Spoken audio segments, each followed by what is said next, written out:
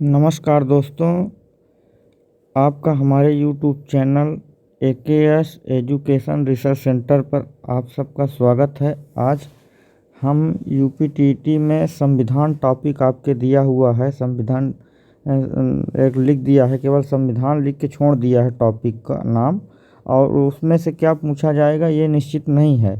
तो आज हम UPTT के अकॉर्डिंग ही या अन्य प्रतियोगी परीक्षाओं की जो लोग तैयारी कर रहे हैं उनके लिए ये वीडियो सभी के लिए इम्पॉर्टेंट होगा। फिलहाल मैं UPTT के दृष्टि से कुछ बना रहा हूँ। तो देखिए, यहाँ पे जो है संविधान आपके सिलेबस में लिख करके छोड़ दिया गया है, बाकी उसके अलावा कुछ नहीं दिया गया है कि आपको संविधान में क्या क्या पढ़ना है। मैंने अभी कुछ दिन पहले ही एक UPTT के सिलेबस को जाने, परीक्षा से पहले ज़रूर देखें, ये मैंने थंबनेल बना करके UPTT का पूरा सिलेबस अपलोड किया था अपने यूट्यूब चैनल पर। उसमें आप लोगों को बताया था कि आपको क्या पढ़ना है, आपके सिलेबस में क्या दिया है। उसी के अकॉर्डिंग आज हम संविधान के बारे में पढ़ेंगे और जानेंगे। संविधान को पढ़ने से पहले हम आप लोगों को जो है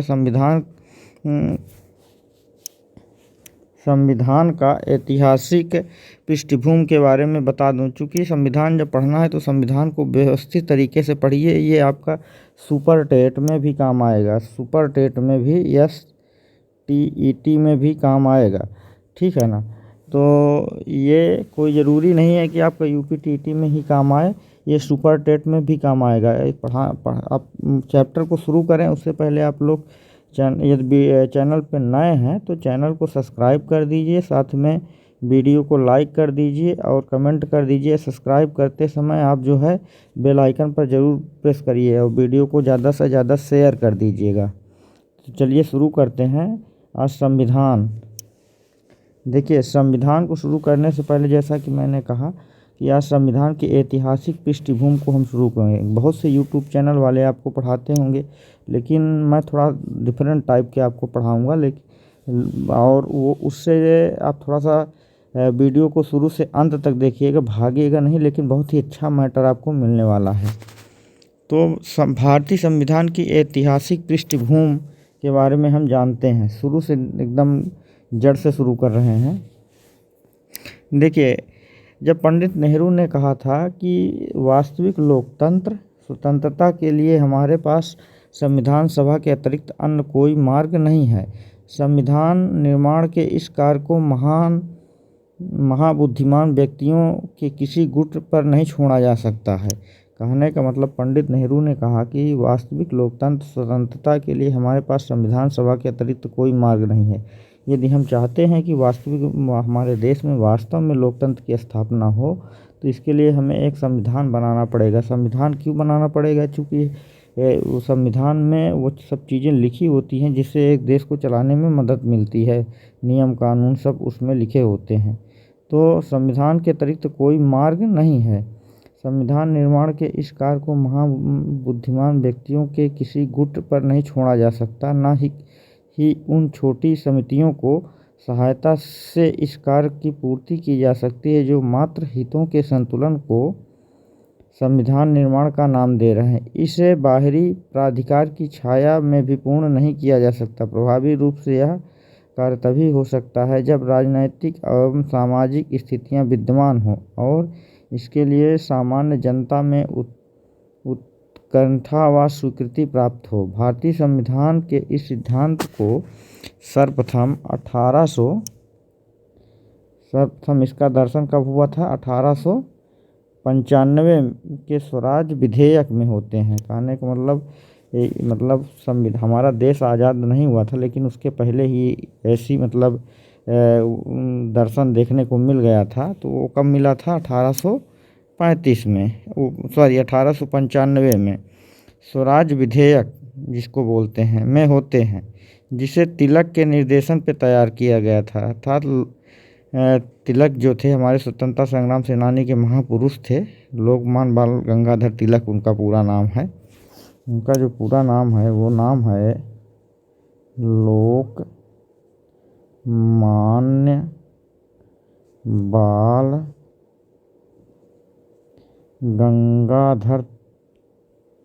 गंगाधर तिलक, ठीक है ना। उनका पूरा नाम लोकमान्य बाल गंगाधर तिलक है, लोग उनको शॉर्ट में तिलक के नाम से बोलते हैं, के निर्देशन में तैयार किया गया था। 20वीं शताब्दी में इस विचार की ओर संकेत सर्वप्रथम महात्मा गांधी ने किया, जब उन्होंने 1922 में अपने विचार को व्यक्त करते हुए कहा था, क्या कहा था कि भारतीय संविधान भारतीयों के इच्छा के अनुसार ही होगा। किसके अनुसार होगा? भारतीयों की इच्छा के अनुसार होगा। दिसंबर 1936 के लखनऊ कांग्रेस अधिवेशन में संविधान सभा के कार्य और महत्व की व्याख्या की गई और 1939 में कांग्रेस अधिवेशन में इस मांग को दोहराते हुए इस आशय का प्रस्ताव पारित किया गया कि एक स्वतंत्र देश का संविधान निर्माण का एकमात्र तरीका संविधान सभा होगी। मतलब हमारे देश का जो संविधान निर्माण किया जाएगा वो किसके माध्यम से किया जाएगा? संविधान सभा के द्वारा किया जाएगा। यह बात किसने कही? महात्मा गांधी ने कही थी। सिर्फ प्रजातंत्र और स्वतंत्रता में विश्वास न रखने वाले ही इसका विरोध कर सकते हैं। अगस्त 1940 कब? अगस्त 1940 में के प्रस्ताव में ब्रिटिश सरकार ने कहा था कि भारत का संविधान स्वभावतः स्वयं भारतवासी ही तैयार करेंगे। मतलब उनका कहना यह था कि भारत का जो संविधान बनेगा उसको कोई बाहरी व्यक्ति नहीं तैयार करेगा, बल्कि भारत के लोग ही तैयार करेंगे। इसीलिए भारतवासी शब्द का प्रयोग किया गया था। वर्ष 1942 में क्रिप्स मिशन के कब? वर्ष 1942 में क्रिप्स मिशन के द्वारा ब्रिटेन में स्पष्टता स्वीकार किया कि भारत में एक निर्वाचित संविधान सभा का गठन होगा। कहने का मतलब भारत में एक निर्वाचित संविधान सभा का गठन किया जाएगा, जो युद्ध के बाद भारत के लिए संविधान तैयार करेगी। परंतु भारतीयों द्वारा अन्य महत्वपूर्ण आधारों पर क्रिप्स मिशन को अस्वीकार कर दिया गया। कहने का मतलब जो क्रिप्स मिशन के द्वारा कैबिनेट मतलब एक कमेटी गठित की गई थी उसको अस्वीकार कर दिया गया। और अंततः 1946 को कैबिनेट मिशन, कौन सा कैबिनेट मिशन? ये कैबिनेट मिशन योजना में भारतीय संविधान सभा के प्रस्ताव को स्वीकार कर लिया गया। तो आपसे प्रश्न पूछेगा कि भारतीय संविधान सभा के प्रस्ताव को कब स्वीकार किया गया था, तो आपको बताना है कि 1946 में कब कैबिनेट मिशन योजना के तहत जो है भारतीय संविधान के प्रस्ताव को स्वीकार किया गया था। इसे व्यवहारिक रूप प्रदान किया गया और अंततः जो है इसको स्वीकार कर लिया गया। भारतीय संविधान का 12वां अधिवेशन 24 जनवरी का, भारतीय संविधान का जो अधिवेशन था वो कौन सा? 12वां अधिवेशन जो है 24 जनवरी 1950 को हुआ, जिसमें 308 सदस्य, ये आपके लिए महत्वपूर्ण है, कितने सदस्य? 308 सदस्यों द्वारा संविधान पर हस्ताक्षर किए गए। यहाँ से प्रश्न पूछा जाता है, यहाँ से कई बार प्रश्न पूछा गया, आपसे प्रश्न पूछेगा कि भारतीय संविधान जब बनकर तैयार हुआ या उसके मतलब बनाने के तो कितने लोगों ने उस पर साइन किया, सिग्नेचर किया, तो कितने सदस्य थे? 308। इस अवसर पर राजेंद्र प्रसाद को भारतीय संविधान के गणतंत्र का प्रथम राष्ट्रपति, तो हमारे देश के प्रथम राष्ट्रपति कौन थे? डॉक्टर राजेंद्र प्रसाद को चुना गया। और यह संविधान 26 जनवरी, आपसे यहाँ से भी प्रश्न कई बार पूछे जाते हैं। कब? 26 जनवरी। यह संविधान जो है 26 जनवरी, ये देखिए 26 जनवरी 1950 को लागू हुआ। यहाँ से कई बार प्रश्न बने हैं, पूछे गए हैं। तो अब यहाँ से जो विभिन्न प्रतियोगी परीक्षाओं में भी प्रश्न पूछे गए उनको भी थोड़ा सा देख लेते हैं, प्रश्न कैसे पूछे गए हैं और क्या है, उसके बाद आते हैं। तो भारत का संविधान आपसे प्रश्न पूछेगा कि भारत का संविधान कब लागू हुआ, तो आपको आंसर देना है कि 26 जनवरी 1950 को लागू हुआ। संविधान सभा का अस्थायी अध्यक्ष कौन था? ये अस्थायी अध्यक्ष सच्चिदानंद सिन्हा थे। ये आपके 69,000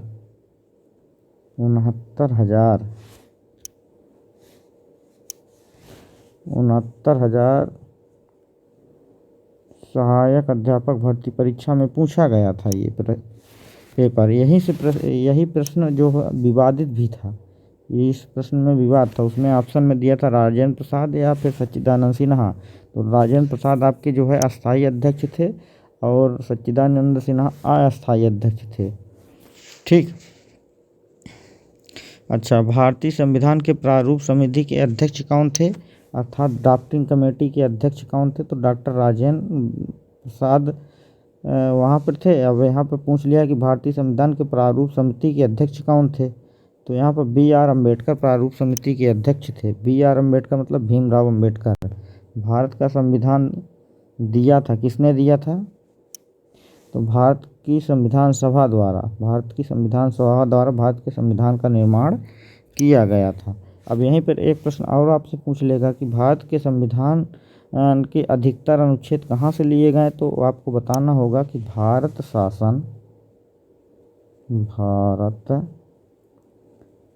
शासन अधिनियम, देखिए हैंड राइटिंग नहीं सही है, 1935। कब? 1935। यहीं से जो है आपके भारत के संविधान का ज़्यादातर अनुच्छेद यहीं से लिए गए थे। अच्छा, भारतीय संविधान में पहली बैठक की अध्यक्षता किसने की थी? दो बातें हैं। देखिए यहाँ पे पूछ लिया है आपसे कि संविधान सभा का अस्थायी अध्यक्ष कौन था, तो डॉक्टर सच्चिदानंद सिन्हा। यहाँ पे पूछ लिया भारतीय संविधान में पहली बैठक की अध्यक्षता किसने की, तो डॉक्टर सच्चिदानंद सिन्हा। ये आपको ध्यान रखना है। फिर हम आते हैं कि भारत का संविधान किस तिथि को स्वीकार किया गया। ये अक्सर प्रश्न पूछा गया है, पिछले बार भी पिछले टीटी का प्रश्न पत्र उठा के देखेंगे तो यहाँ से प्रश्न है। तो 26 नवंबर 1949 है, 26 नवंबर 1949 को स्वीकार किया गया था। भारतीय संविधान में मूलतः कितने अनुच्छेद हैं, तो मूलतः कितने अनुच्छेद हैं? 395 अनुच्छेद हैं। अब आपको बता दें कि भारतीय संविधान में 395 अनुच्छेद हैं, तो इस में अनुसूचियाँ और भाग कितने हैं, तो ये 12 जो है भाग 22 भाग और 12 अनुसूची। ये तो वर्तमान में है, लेकिन जब हमारा संविधान लागू हुआ था तो उस समय 8 ही अनुसूची थी, है ना। सूची। अब अनुसूची क्या होती है? अनुसूची का मतलब होता है कि जो हमारे संविधान में जो बातें लिखते वक्त छूट गई उनको अलग से एक मतलब टॉपिक बना करके अनुसूची नाम दे करके जोड़ दिया गया। फिर यहाँ पे आते हैं,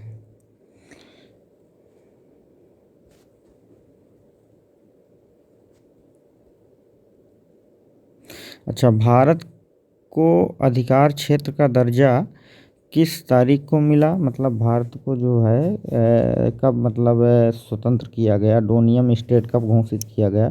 तो 15 अगस्त 1947 को भारत को डोमिनियन स्टेट घोषित किया गया था। संघीय प्रणाली का पहला प्रस्ताव भारत सरकार अधिनियम द्वारा किया गया कब? 1935 को। कब? 1935 को। भारत का संविधान बनाने वाली संविधान सभा किस वर्ष स्थापित की गई थी? तो वह स्थापित की गई थी 1946 को। ये प्रश्न किसी न किसी परीक्षाओं में पूछे भी गए हैं। परिसंघ बनाने का विचार सर्वप्रथम प्रस्तावित किया था, किसने किया था? तो नेहरू रिपोर्ट 1928 ने किया था। अच्छा, भारत सरकार अधिनियम 1935 को दास्ता का नया घोषणा पत्र किसने कहा था? तो वो है जवाहरलाल नेहरू। और जवाहरलाल नेहरू क्या थे? हमारे देश के प्रथम प्रधानमंत्री भी थे। अच्छा, गवर्नमेंट ऑफ इंडिया एक्ट 1935 किस पर आधारित है? तो ये साइमन कमीशन आया था अंग्रेज़ों की तरफ से, तो वो इसी के बेस पे इनका कहना है कि साइमन कमीशन पर ये आधारित था। अब आगे देखते हैं। अच्छा, रेगुलेटिंग एक्ट से संबंधित प्रश्न है। यहाँ से कोई आपसे प्रश्न पूछता है तो ये है रेगुलेटिंग एक्ट क्या है?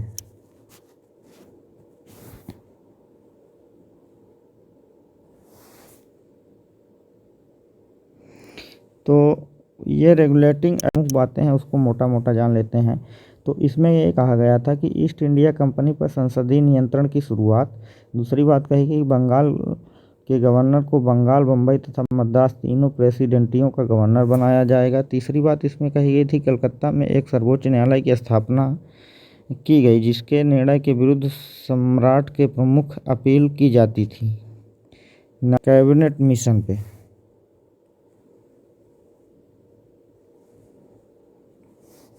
देखिए, कैबिनेट मिशन में क्या था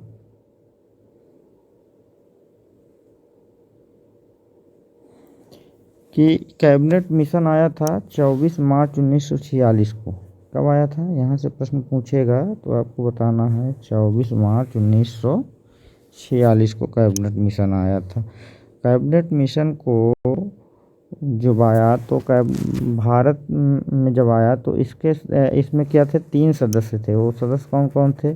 पैथिक लॉरेंस था, सर स्टैनफोर्ड थे, सर स्टैनफोर्ड क्रिप्स इनका पूरा नाम था, और एबी अलेक्जेंडर थे। ठीक। कैबिनेट मिशन के प्रस्ताव में एक प्रस्ताव संविधान सभा के गठन का भी था, जिसके आधार पर हमारे देश का संविधान गठित होने की शुरुआत हुई थी।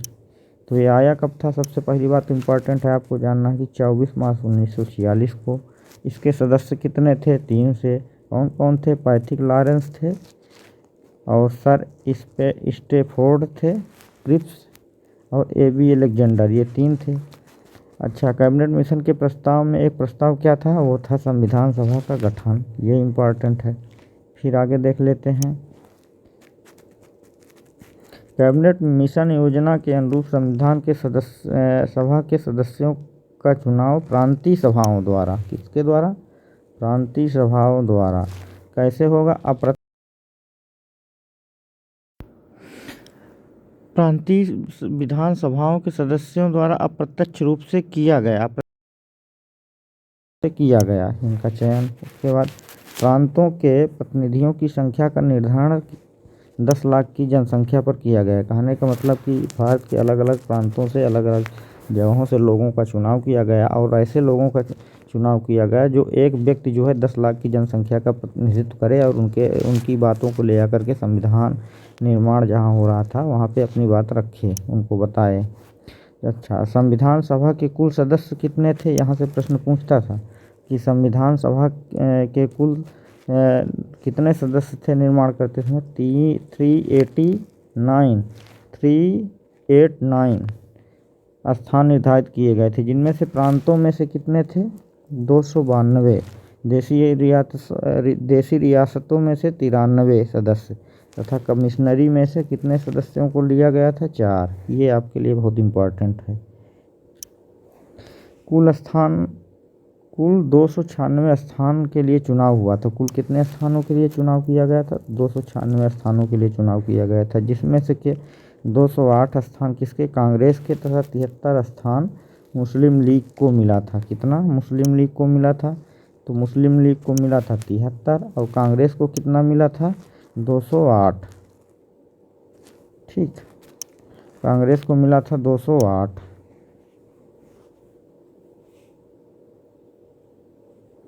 अच्छा, 8 स्थान स्वतंत्र प्रत्याशियों को तथा 7 स्थान अन्य राजनीतिक संगठनों को भी प्राप्त हुआ था।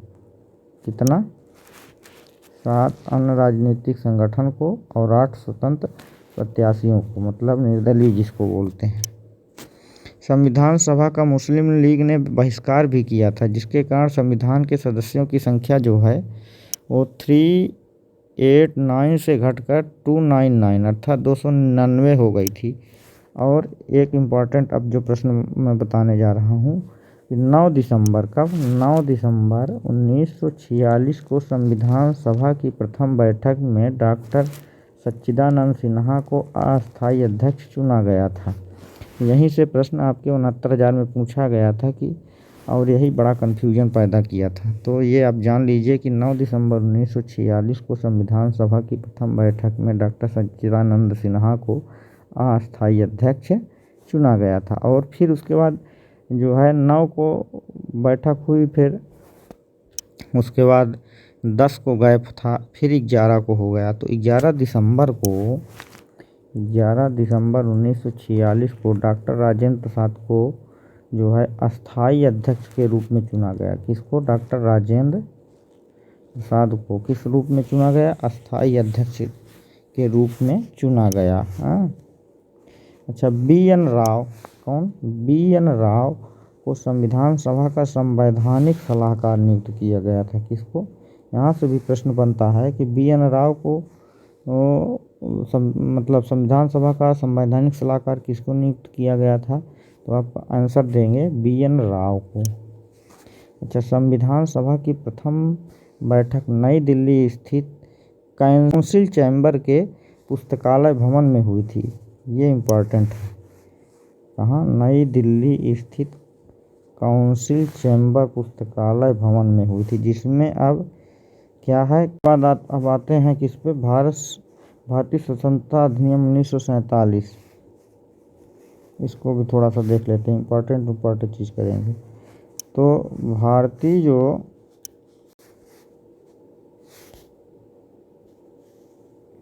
स्वतंत्रता अधिनियम 1947 था, भारतीय स्वतंत्रता अधिनियम 1947 का प्रारूप जो था वो माउंटबेटन योजना पर आधारित था। किस योजना पर? माउंटबेटन योजना पर।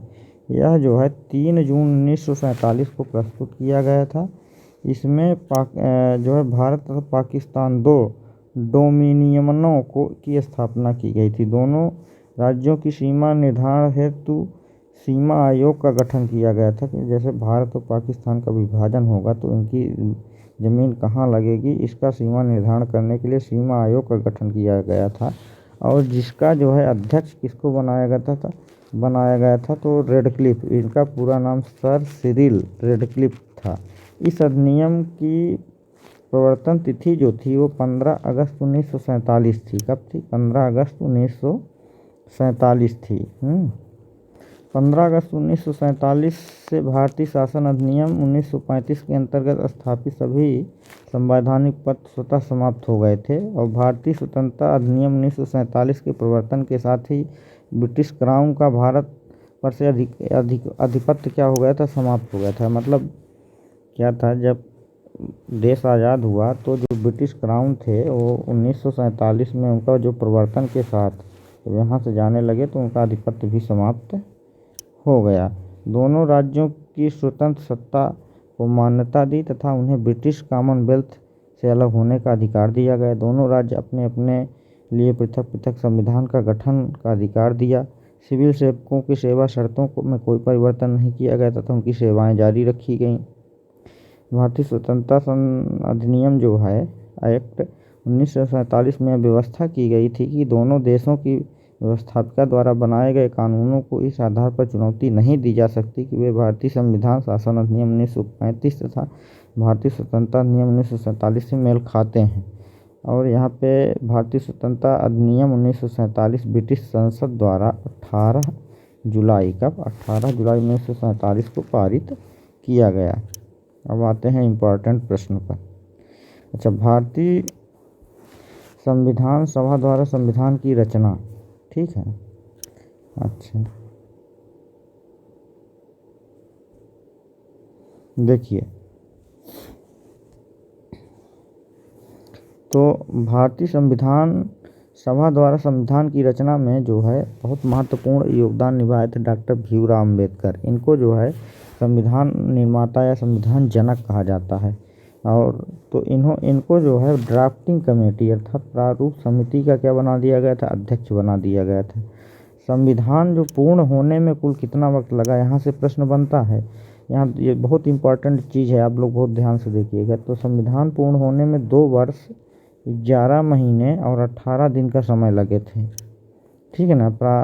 संविधान के प्रारूप पर खंडवार विचार जो है 15 नवंबर 1948 कब? 15 नवंबर 1948 से 17 अक्टूबर 1949 अर्थात 49 के दौरान किया गया। इस दौरान पूरा जो है खंडवार जितने संविधान में खंड दिए गए थे उनको जो है उन पर फिर से पूरा रिव्यू किया गया, पूरा विचार किया गया और अंतिम रूप से संविधान में 395 अनुच्छेद, कितने, ये इम्पोर्टेंट है, 395 अनुच्छेद और 8 अनुसूचियाँ, कितनी अनुसूचियाँ, 8 अनुसूचियाँ, ठीक है ना। तो जब हमारा संविधान बन के तैयार हुआ था उस टाइम हमारे संविधान में 395 अनुच्छेद और 8 अनुसूचियाँ थीं, लेकिन वर्तमान में हमारे संविधान में कितनी अनुसूचियाँ हैं, 12, कितनी, 12, ठीक, 12 अनुसूचियाँ हैं।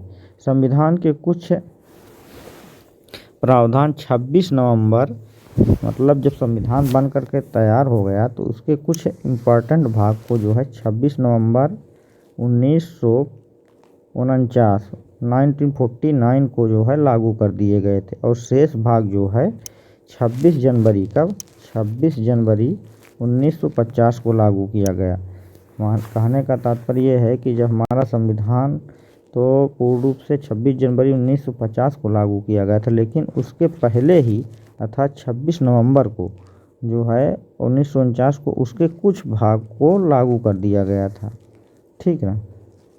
अच्छा, भारतीय संविधान सभा पूर्ण प्रभुसत्ता संपन्न नहीं थी। 15 अगस्त 1947 को भारतीय स्वतंत्रता अधिनियम परिवर्तित होने के बाद यह पूर्ण प्रभुसत्ता संपन्न हो गई, अर्थात 15 अगस्त 1947 को।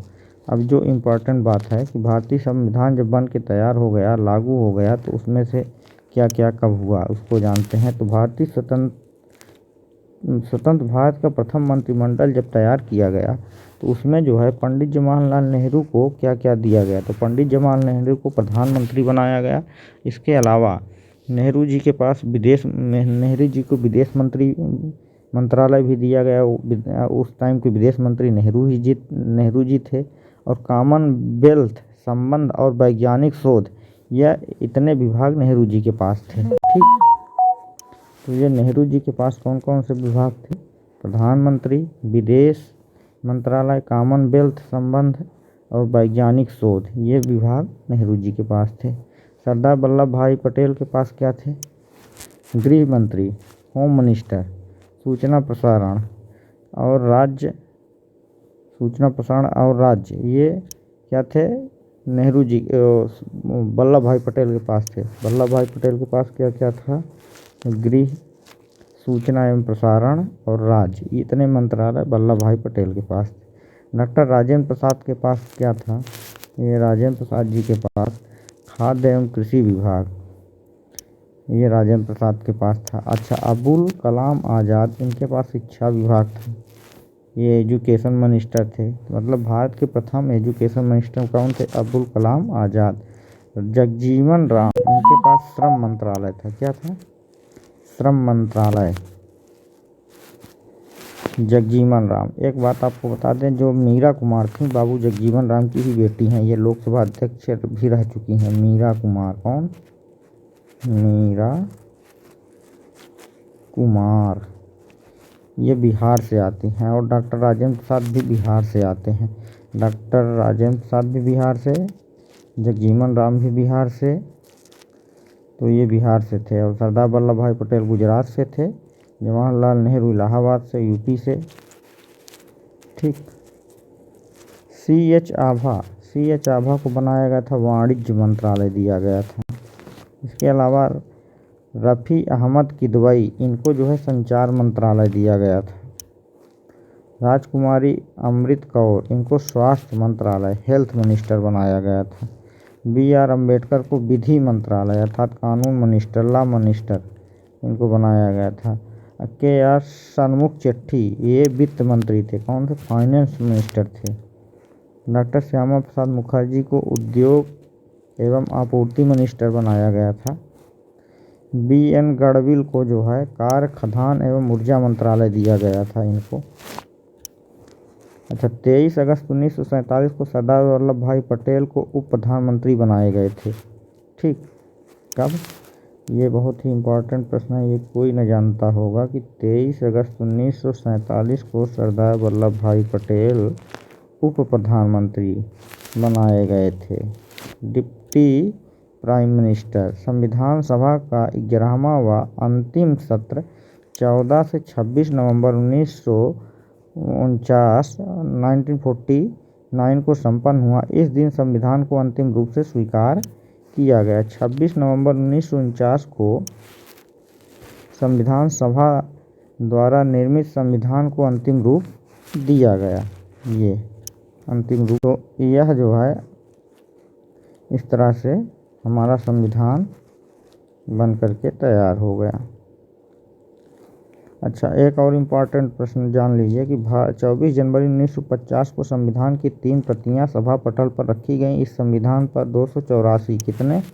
284 सदस्यों ने एक एक करके इन तीनों प्रतियों पर हस्ताक्षर किए थे। उसके बाद जनगण मन, क्या राष्ट्रगान हमारा जनगण मन, तथा वंदे मातरम, ये भी राष्ट्रगान। यहाँ से भी प्रश्न आता है, पूछ लेता है कि हमारे देश का राष्ट्रगान क्या है। तो राष्ट्रगान क्या है? जनगण मन और वंदे मातरम का गायन के साथ संविधान सभा के रूप में इस संविधान का समापन हो गया। और 26 जनवरी 1950 को यह भारतीय गणराज्य की अंतरिम संसद के रूप में अवतरित हुआ। नए संविधान के अंतर्गत 1952 में आम चुनाव हुए। कब? ये प्रश्न पूछता है कि भारत में आम चुनाव कब हुए। यहाँ से कई बार प्रश्न पूछता है, तो आपको बताना है कब। 1952 में भारत में आम चुनाव हुए और नई संसद बनने तक यह कार्य करती रही। भारत के लिए संविधान की रचना है संविधान सभा का विचार सर्वप्रथम किसने प्रस्तुत किया? तो स्वराज पार्टी ने। कब प्रस्तुत किया? 1934 में।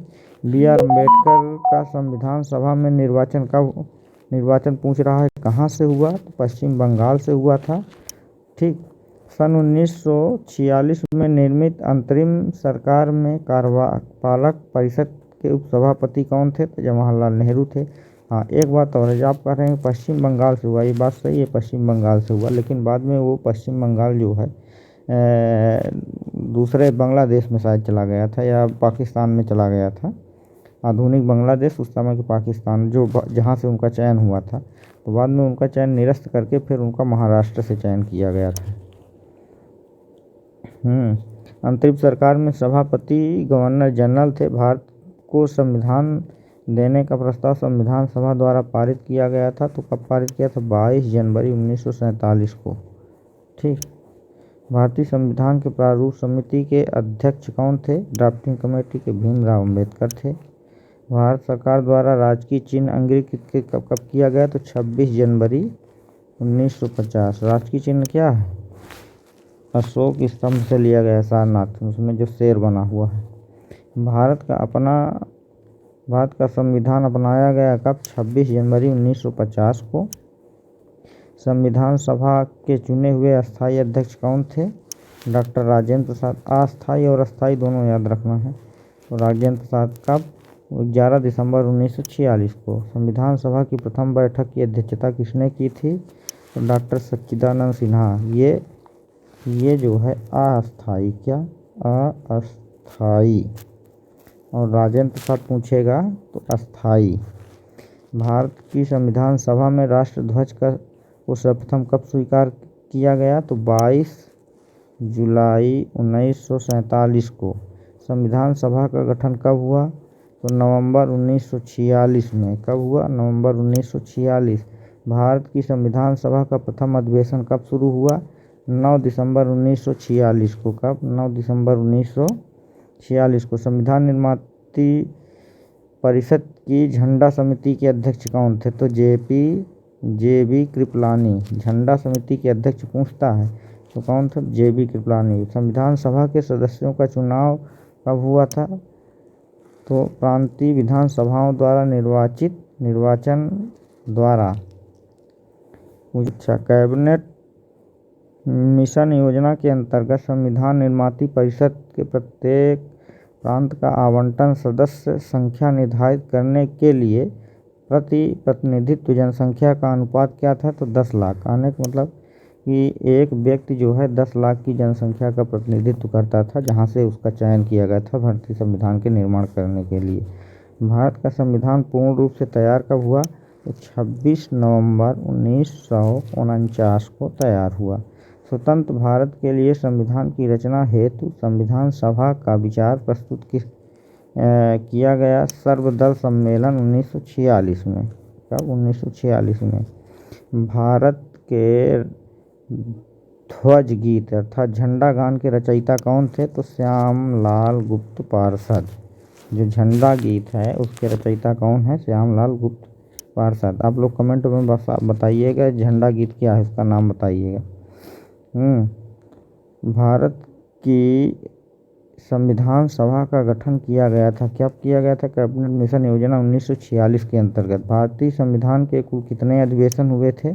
तो 12 अधिवेशन में कंप्लीट हो गया था। भारतीय संविधान सभा के संघ संविधान समिति के अध्यक्ष कौन थे? तो डॉक्टर पंडित लाल नेहरू थे।